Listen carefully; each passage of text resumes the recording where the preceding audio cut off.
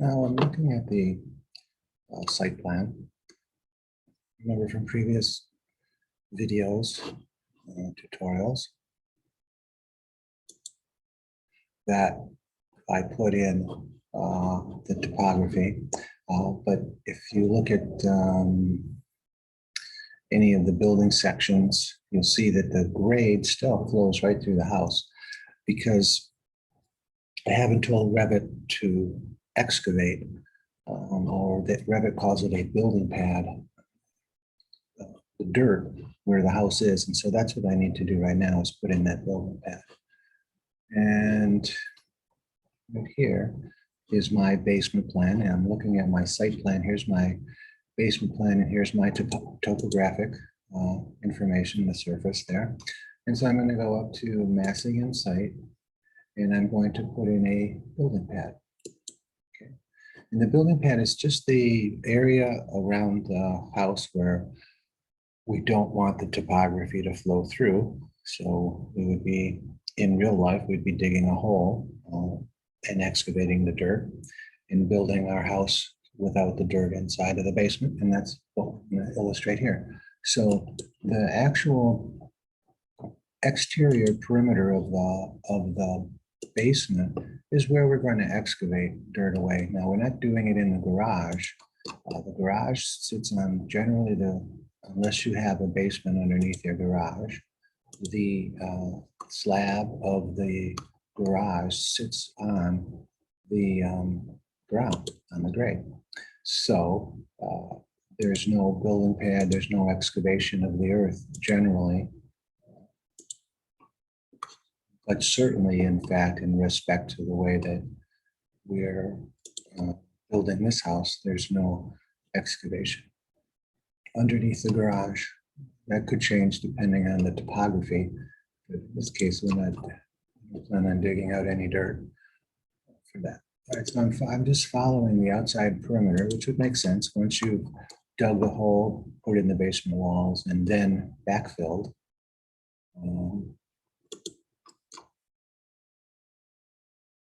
Then you would have the location of the earth the way it is. So there it is. That's the perimeter of the building pad. I'm going to say okay. Now let's go take a look at a section through there.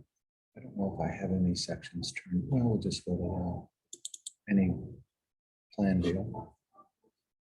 And we'll go and take a look at a section. Now, this section is through the garage. That might not be a bad example. So let's do that. We'll go to that view because that'll show that the earth is being excavated from the basement, but not the garage, because we want the garage earth to be here. But now you can see the building pad is right here, and it is offset from the grade at 0. So I want to come down. I want my building pad, I want my earth to be excavated to the top, to look like it's excavated. It is actually excavated to the bottom of the footings, and then it's filled back in. So if we measure the distance from the top, which is the grade right now, up the constraint, to the top of the pad footing, we have 8 foot 11.5 inches. So I'm going to Control C. I'm going to copy that. And then I'm going to click on my building pad.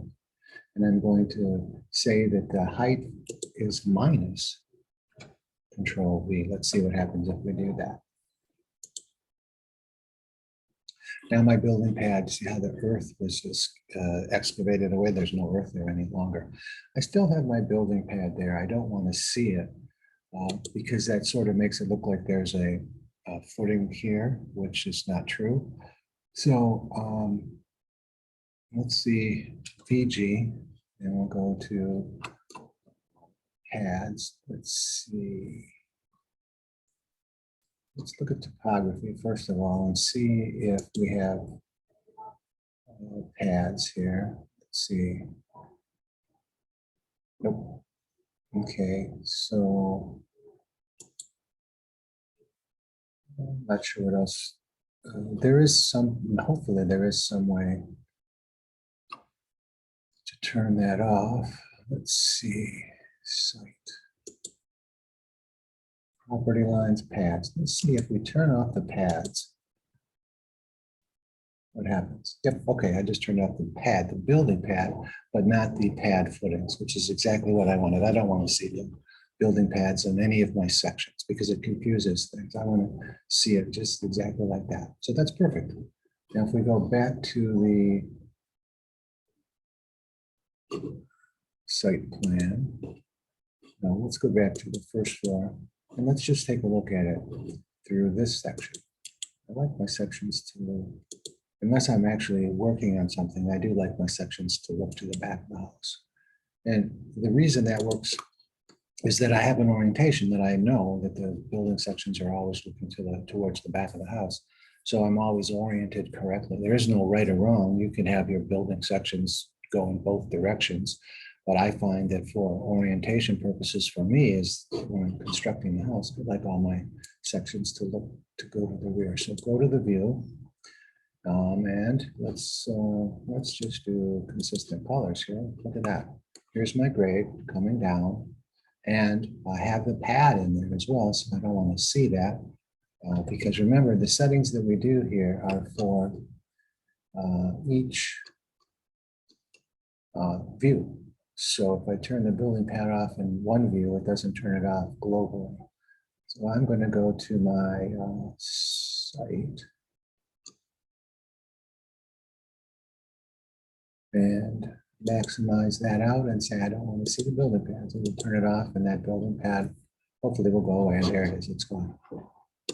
So you can see now that my grade comes up to the basement wall and then it's excavated out and then it goes back. And that's what we're looking for. That's how we want that to be. Let's see. Let's take a look at the first floor 3D right now. I have set up to look like that. I'm going to duplicate that. And I'm going to call that the basement.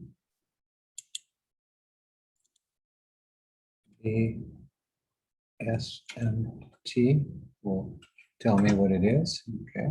And then I'm going to look at it in side view from any view we can look at it, front, left, right, or rear. And I'm just going to pull this down. This is my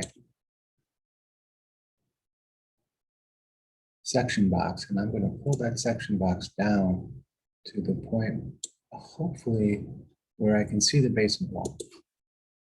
And there we go.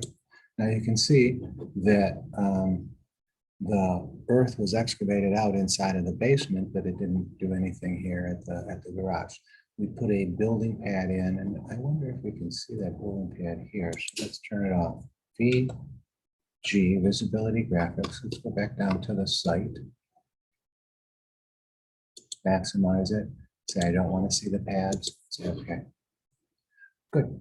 That's showing me the earth again. Excavated for. This might be good. I might want to. Yeah, I'm going to definitely render that and include that in my presentation to the contractor, just so he can see how the earth works around just the basement. So that's a good one.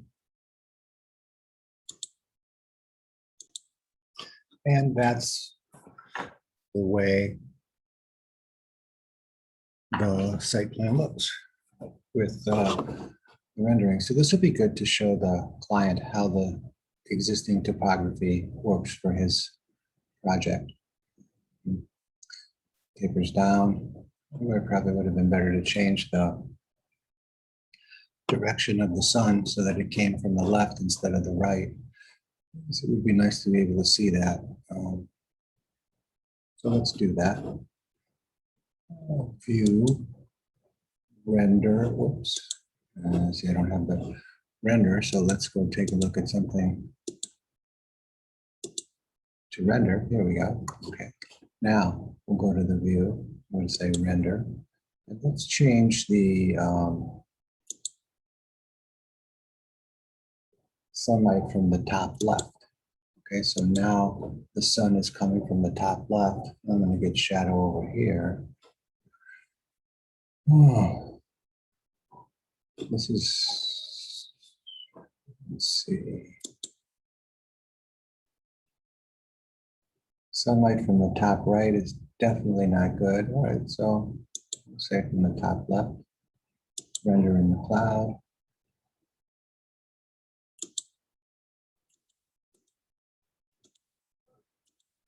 All right, so let's have a look at how that rendering appears, changing the orientation of the sun so that it's shining this way. Hopefully it'll give a better. Another thing we could do to show that better is if I spun it around. What if I did that? And spin it so that we can see both planes at the same time. So let's see what that rendering looks like. So you can see on the two different renderings here, this has the sun coming from the upper right, and this has the sun coming from the upper left. And it illustrates a little bit better what I want to see here. I want to see how the grade tapers away. But it doesn't do a very good job of showing that over here, whereas with the sun from the upper right, then it does. So I tried to manipulate this so that we could see both at the same time, and no, I really couldn't come up with anything. So I'm simply going to include both of these. I think they're very valuable tools to show the contractor what the topography is. Now, if you're looking at these and haven't seen some of the other videos, you might be saying, well, hey, you're not going to put a pad footing there where it's exposed like that. And I totally agree. But remember, we're looking at preliminary sketch drawing, something to present to a client using Revit. And if the client likes these things, then there's plenty of changes to make or refinements to make based upon their changes or their acceptance of the sketches or whatever. But you can see that, you know, I don't have footings, I don't have slabs in the basements in the garage, and I could do that. But my argument against doing it now is, what if there's changes made? Then, you know, then I've done that work unnecessarily. The important thing is for the client to see the layout of the rooms and the total square footage and how I'm proposing to put the house together. And then they'll most likely make some minor changes or some major changes, but the basic house will stay the same. This is the building envelope that we can pour a basement within. They're not going to change to a two-car garage. So, and a man door is, we have a two-car garage door. We have a one-car garage door. We might flip that. And then there's a man door. And, you know, the garage can't get much smaller than it is unless we eliminate the man door. And so regardless of what changes we make on the first floor, this is pretty much the envelope that it's going to stay within. So the basement's pretty accurate the way it's going to be. Well, highly unlikely that we're not going to maximize the footprint. And so that's putting in a building pad.